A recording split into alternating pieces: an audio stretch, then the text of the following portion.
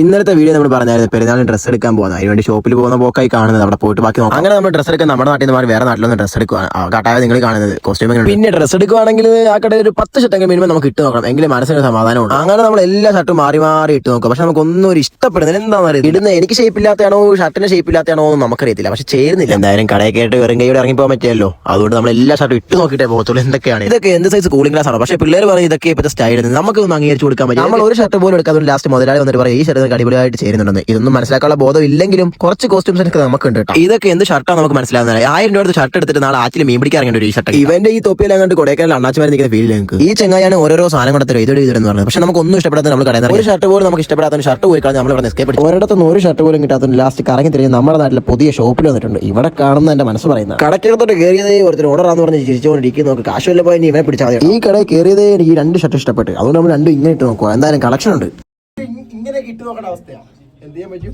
ഇവന്റെ കടയാന്ന് എന്നോട് പ്രത്യേകം പറയാൻ പറഞ്ഞു. എല്ലാവരും ഇവിടെ തന്നെ പറഞ്ഞു കേട്ടോ. എന്തായാലും കളക്ഷൻ ഉണ്ട്. പെരുന്നാൾ ഡ്രസ് എടുക്കണമെങ്കിൽ ഇവിടെ ശരീര സൗന്ദര്യ ആരാധകരെ ഇത് ആരംഭിക്കുന്നു. Music with body muscles.